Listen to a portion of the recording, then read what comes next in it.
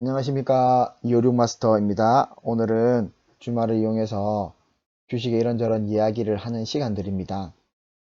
오늘의 주제는 주식 이런 사람이 수익이 난다 라는 주제로 같이 이야기를 해 보려고 합니다. 우리 주식을 할 때에 보시면 초보, 중수, 고수가 있는데 우리 초심자의 행운이라고 하잖아요.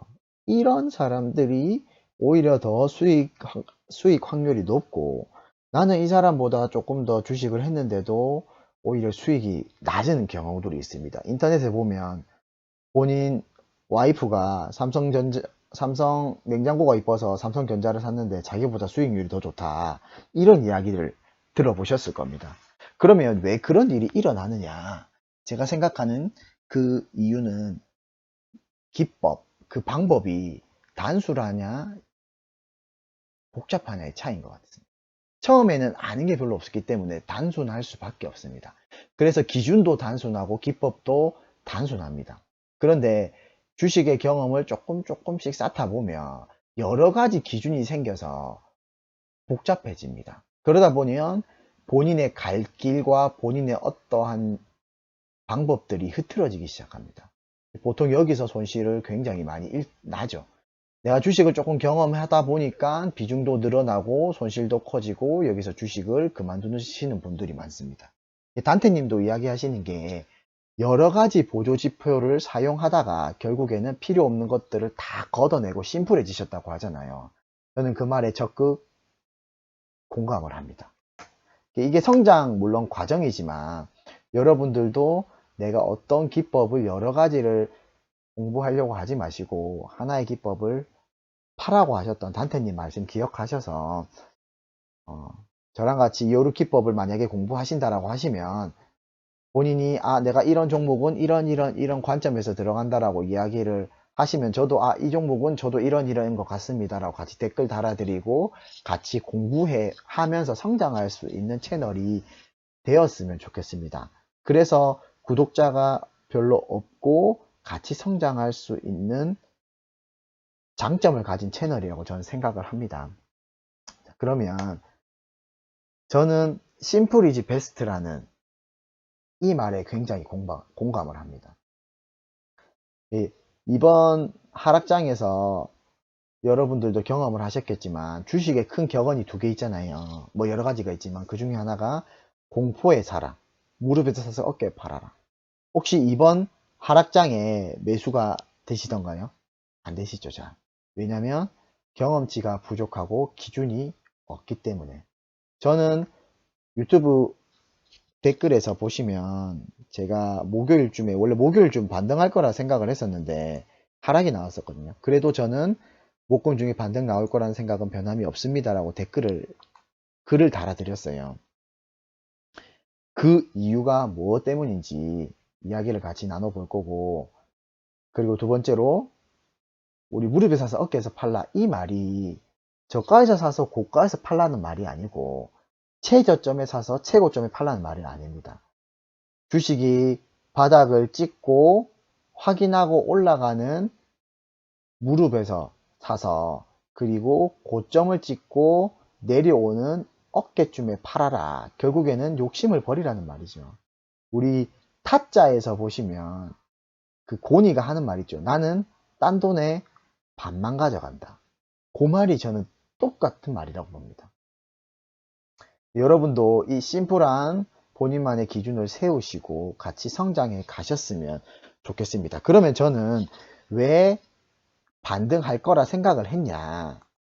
나스닥 기준으로 보시면 이때가 IT 버블이고, IT 버블 때가 제가 알기로는 마이너스 지수가 한 70% 최저점이 그렇게 70 몇 프로 빠진 걸로 알고 있습니다. 그리고 여기 리먼 사태, 그리고 팬데믹, 그리고 현재.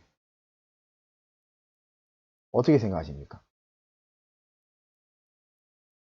많은 경제학자들은 이거 경기 침체다라고 이야기를 하고, 어떤 사람은 경기 침체 아니다라고 이야기를 하고, 그래서 이 주식이라는 경제라는 게 참 어려운 것 같습니다. 이 박사라는 사람들도 두 분류가 나오니까, 그러면 나는 어떤 기준으로 반등할 거라 이야기를 했냐. 우리 지수가 하락했던 이유는 물가 상승이 높아서 경기 침체가 올 것이다. 온다가 아니고 올 것이다.